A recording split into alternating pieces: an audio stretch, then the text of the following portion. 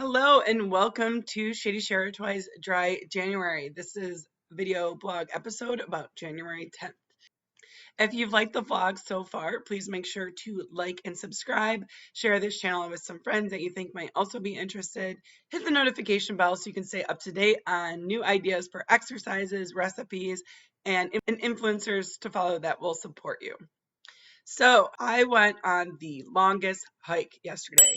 I was thinking, okay, well, I do really want to go outside. I love the fall weather. I mean, I know it's January, but here in Raleigh, it kind of resembles more of like a fall day.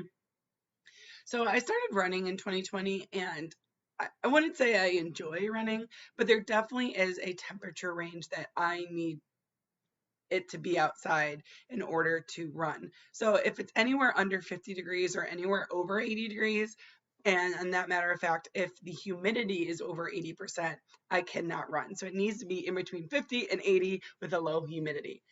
So it has not been those temperatures lately, so I have not been running. But I thought, I do want to get outside and do something. Let me check out some of my local trails. So I use the app All Trails to find and locate and see how far and how recommended the trails are. So I found one pretty close to my house. It was about 5 miles long, and I thought, okay, I mean, I can run 5 miles. I think I could walk 5 miles. I haven't really done a lot of hiking since I was a kid. So I was like, oh, this should be fine. The trail was beautiful. I'll put as many pictures and videos up that I can. I really enjoyed it. The leaves were all down. I'm not much of a hiker because I get very hot. So being outside in the summer here in Raleigh it's a little too much. I'm also one of those people that bugs just love. Mosquitoes are all about my legs during the summer, so it's hard for me to go to the highly wooded areas. Also in the spring in Raleigh, we do have copperhead snakes that come out and, dry themselves in the sun. And this trail particularly does run by streams a lot, and that's kind of where they come out of. So personally, I've only been here for a couple of years. I'm still pretty scared of running into a copperhead snake. I have not yet, but I am not putting myself in a situation where I might. Got some water going here. So what I'm saying is that this hike was really what I needed yesterday. It was nice and long, relaxing. I wasn't walking with anybody. I like to exercise by myself a lot. I had my headphones in, I was jamming, I was dancing like through the trail. So I was alone for most of the part, but I didn't feel unsafe because there were so many other people coming by. So if something happened, if I fell, I definitely would see somebody within 5 to 10 minutes. So I got to peacefully walk through the woods, but know that if something did happen, I wouldn't be there for hours by myself. I saw people very often. I wore a mask and I just kind of let it hang on my ear. I wore this little hat. And when somebody came by, I put the mask on. And then when I was clear, I would take it off. Some parts were a little more congested because it went around a loop, and then came back. So you did kind of run into people a lot in that first mile or so. But like I said, it was a perfect workout. I got really tired about 3.5 miles in, and then I was like, oh, there's only a mile and a half left. I'll just have to walk back to my car. So that was really nice. I suggest you guys check out All Trails and see what kind of trails are by your house. I also use Strava to track my workouts, so you can pick hiking, running, biking. So I'll put that information up here as well. Definitely recommend trying it out. So for what I have learned, and again, you need to find what workouts work for you, is that when it's under 50 degrees, something like a hike is something that's going to be really good for me, very motivating. When it's in between 50 and 80 degrees, I can do my normal workouts. I can do something outside. I can run. And when it's above 80 degrees, that's when I'm really going to, or below 50, I'm really going to utilize those indoor workouts more so. So again, find what works for you. For me personally, I don't like having a workout program where I have to do something every single day. That's just not how I work. I give up on those very easily. So find something that works for you. Okay, I was very excited about that. So now that that's out of the way, let's talk about what I ate. So yesterday, I forgot to take a picture, but I had one piece of toast with the peanut butter and the apples. I've had that before. That's one of my favorites. You can also do this with bananas is really good. So just, toast it, peanut butter, and bananas as well. That's a go-to one especially when I can like take it on the go. So I'm definitely one of those people who likes to eat breakfast in their car. So that's something that when I was going to work, I would make that and a cup of coffee and go to work. So that's what I did on my way to my trail. I also stopped at the vitamin shop. I have a vitamin shop supplement haul for you guys, another bonus video, so please go check that out. And so by the time I got home from my hike, I was starving. I don't know why I thought one little piece of bread would get me through this whole hike. I was really underestimating how far it was and how much elevation change there was. So today I am a little sore. I got some BCAAs from the vitamin shop that'll help me out. But it was a really, really, really good lower body workout. I mean, you were climbing up and down tree trunks and everything all throughout the trail. So when I got home, I was starving. So have you guys seen this new way to make wraps on Instagram?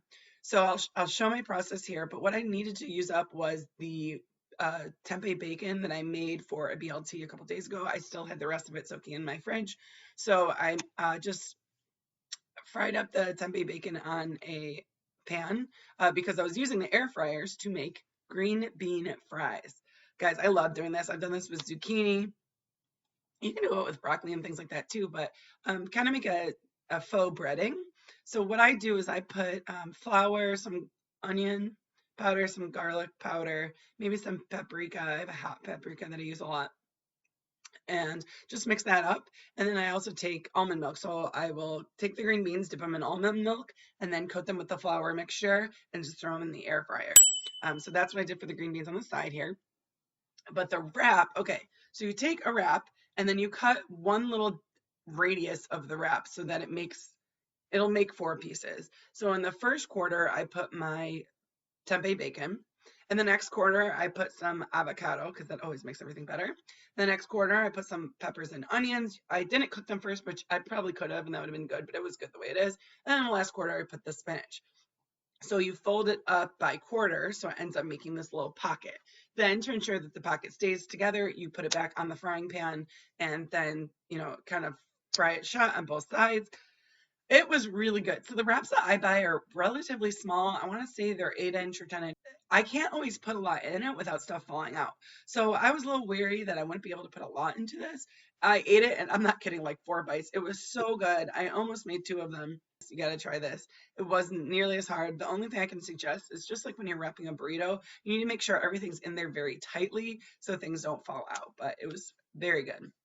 For dinner, I made air fried tofu and kimchi fried rice. You can easily find some of these recipes online, but you gotta have kimchi, or you could just make regular fried rice. I buy those the tri veggies in the freezer, so I just always have all these things on hand. And then I need to use up some cabbage and some of my bok choy.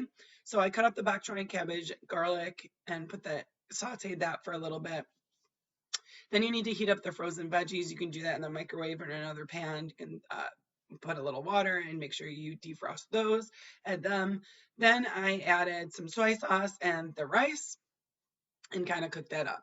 While I was making in the air fryer, you have to drain your tofu. So I do have a tofu strainer I do have a tofu press. I will link that in the description below, the one that I use. Let them drain out. Then I cut them into cubes. So this is where it's important to freeze your tofu. Then we're going to use it, take it out of the freezer, let it defrost in the fridge, and then you can cut it up. So you can see how awesomely square these pieces are. It's because I froze it, unfroze it, strained it, and then cut it into pieces. So then I put them in the air fryer. I put them in for a little longer. I like my tofu to be pretty dry. I don't like when you get the tofu and it's like mushy in the middle. I don't like that mushy texture, which a lot of people don't like. So I just make sure to air fry it long enough. I coated it in some cornstarch. And then when I was done, I just dipped it into barbecue sauce. So obviously you could like pour the barbecue sauce on. A lot of the times I'll do like a buffalo hot sauce. I'll pour it on and you can stick it back in the air fryer. But I was just craving some barbecue sauce today.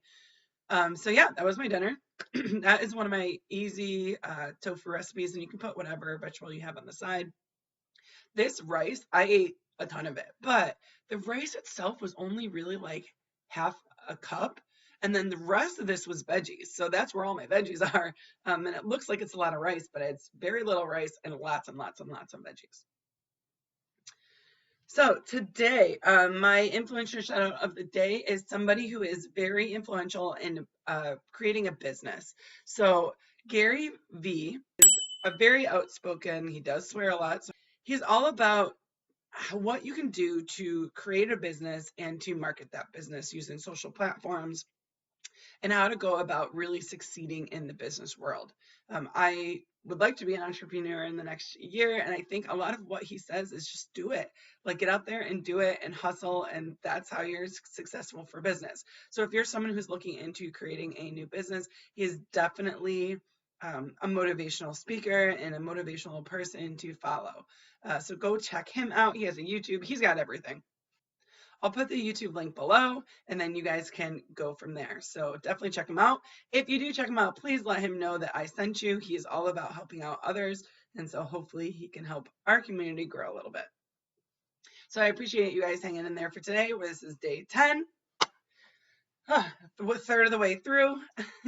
So again, thank you for support. Like, subscribe, hit the notification bell, let your friends know. Any comments that you can put below would be great. If you guys have any suggestions of what you would like to see or people you think I should shout out, please give me a comment below and I will see you guys tomorrow. Thank you.